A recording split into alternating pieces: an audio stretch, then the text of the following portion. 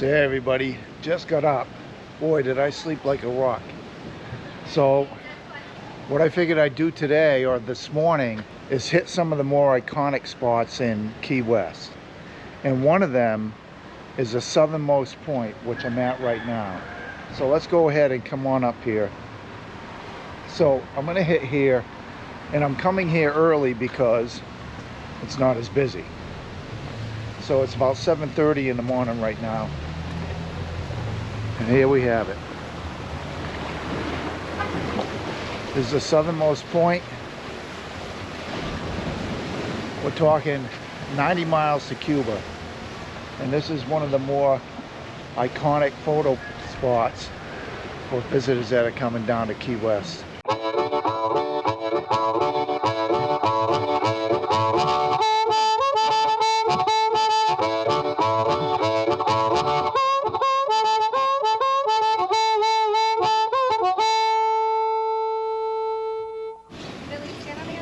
I can't even read that, but this is Bishop Albert Key, and they have a little statue of him blowing a conch shell right next to the southernmost point. And as we go over here, we can see the sun is just rising. It's right behind that cloud. Let's see. So it's 8:45 or 7:45 right now. You can see, I just got here and there's already people. There's already a small line. Within a couple hours, this place is going to be nuts. There'll be a huge line. So, as soon as I was getting ready to drive off this morning, a rooster jumped on top of the hood of my car like you shouldn't go anywhere. Here's a picture of him. So as I said, I'm going to hit a few of the more iconic spots here in Key West just for fun. And now I'm standing at the end of Route 1, mile marker 0. Check that out. And this is it, folks. This is the end of Route 1. And some might even say the beginning, but officially it's the end. You got the mile 0 mile art studio here. As you can see, end of the road gifts and souvenirs. So there it is. See what it says over there, Route 1. This side is the end of Route 1 South. And over here we begin Route 1 North, mile marker 0. So this is Route 1 here. Pretty cool, huh? And the thing is, I've been on Route 1 in many different parts of the states, in particular Maryland, Carolinas, along with Maine and New Hampshire, Massachusetts. So to be at the beginning of it. Now the one thing I haven't done is gone to the end of Route 1 North, which is Fort Kent, Maine. It goes all the way up to it goes from the bottom of the Key West all the way up to the top of Maine. But I haven't been up to Fort Kent, Maine yet. I have friends who have. That is on the bucket list.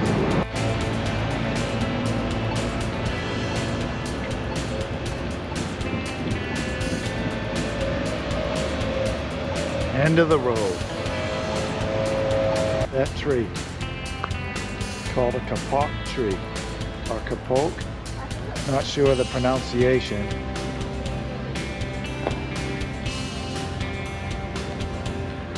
Beautiful trees with a wide buttress at the base and large flattened crowns of leaves and branches.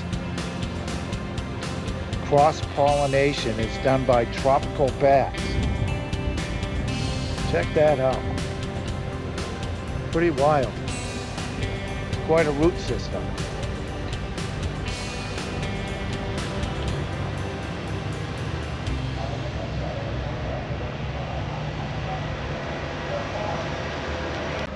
Well, I guess I'm probably going to head up to the Hemingway house and go check that out.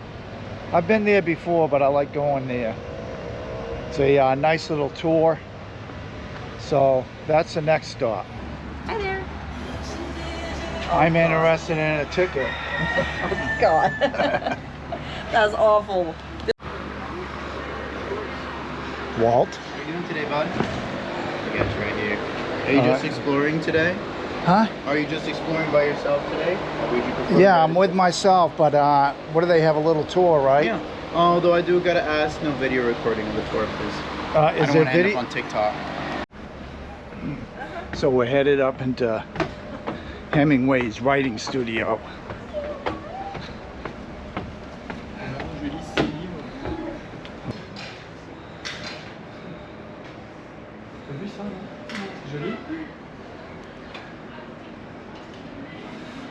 Hemingway would get up very early in the morning and write till about 11 o'clock every single day. And this is one of his writing studios because he had many houses throughout the states and the world. Or should I say many residences.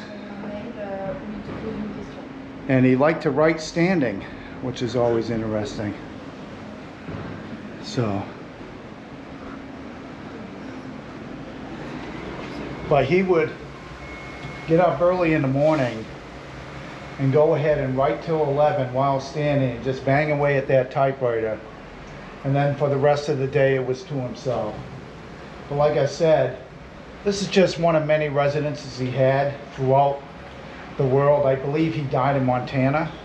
He lived in he lived over in Paris for a while. He lived over in Cuba for a while. So he's lived around, and he was here in Key West for quite a while. He loved it here. So we're going to be in a tour here, and I can't do any filming there, but we'll go ahead and get over there because that starts in about 2 minutes. Oh, here's one of the cats. And his cats, I don't think that is one.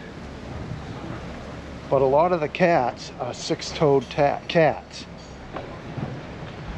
which is kind of interesting.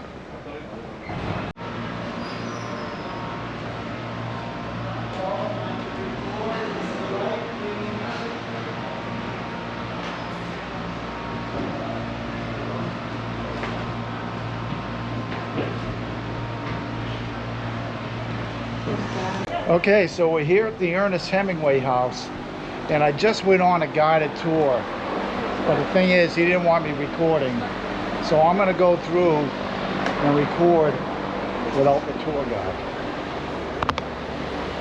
Yeah, it's okay.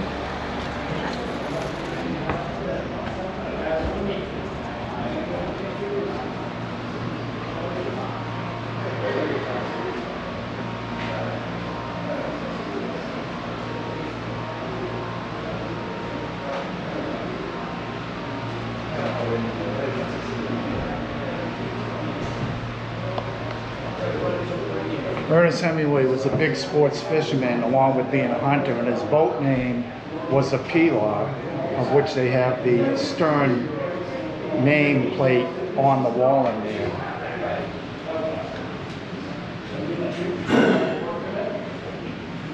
Here's the kitchen.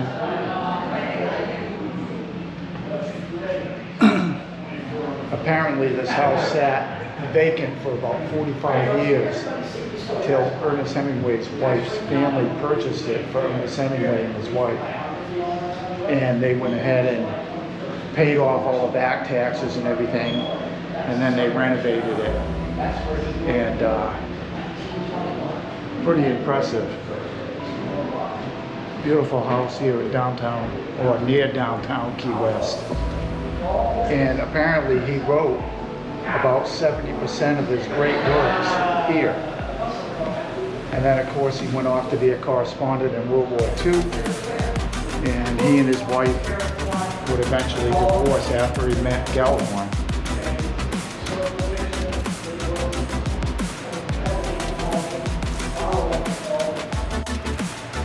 This is the original bathroom in the house. This is in the area known as the nanny's room. And apparently the water was supplied by a cistern on the roof.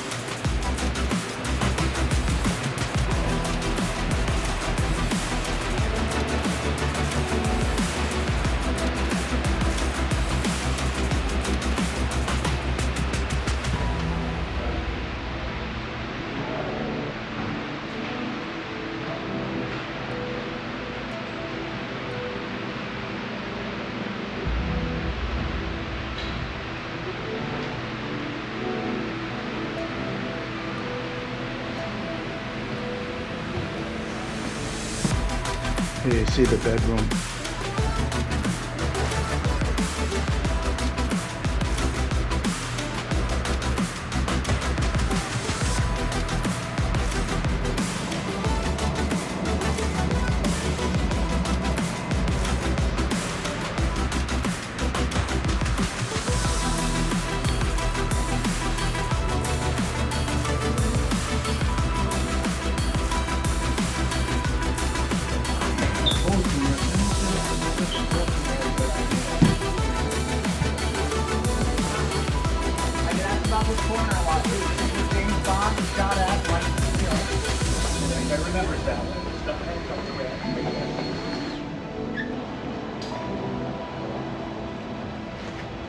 This here is the original urinal.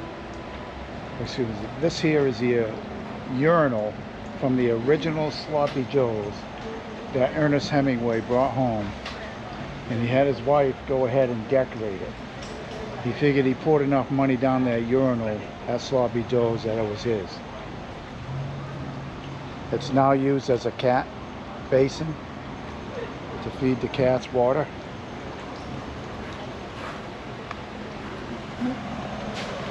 And over here we have a pool. And this pool took about 8 or 9 months to chisel out by hand, because it's all coral here. And the coral is basically harder than concrete. And this was a gift basically from Ernest Hemingway's wife when he returned from overseas, that he had a pool here. Of course, Hemingway, as soon as he saw it, he said, how much did that damn thing cost? But so his wife Pauline, they asked her if they could dynamite, and or she wanted the dynamite to help get the coral out, but that didn't happen. This is a residential area. Beautiful pool. This is the first pool in Key West, and it was supplied with salt water, and they would have to change it out every 3 days or so because it would get so full of algae. Here's one of the many cats on the property. Hey buddy.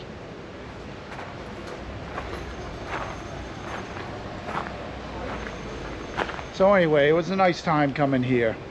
I've been here once before. I'm an avid Hemingway fan. I've read most of his work, so I do enjoy coming here. And it's always interesting. Get little tidbits of information. Cat kennels. These are where their cats. Apparently, these cats are federally protected. Well cared for.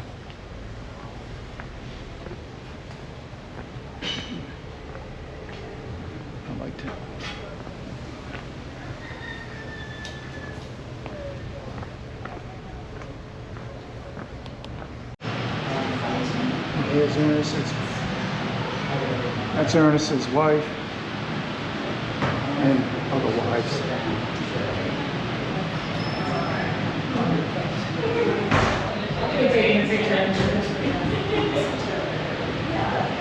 So Pauline Pfeiffer is who we live with here.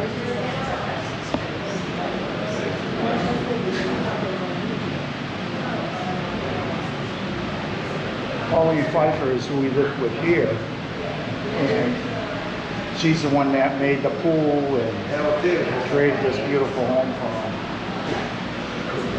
Thought then he would meet Galvin, and that was the end of that marriage.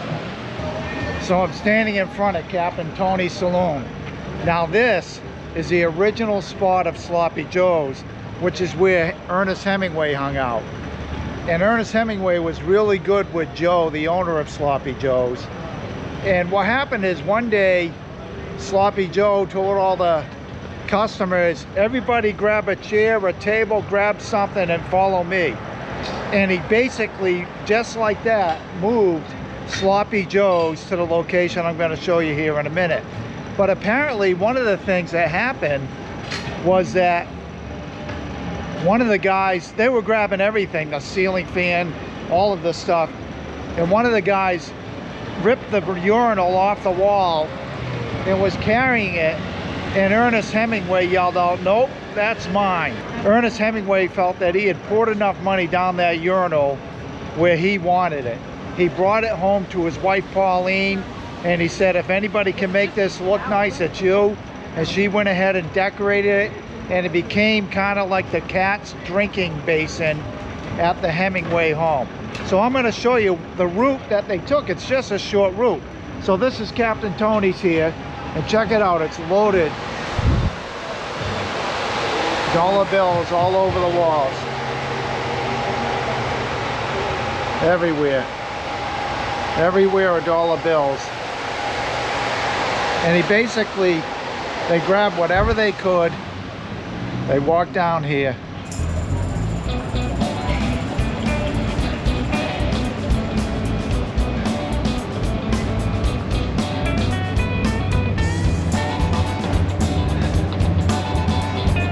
And there,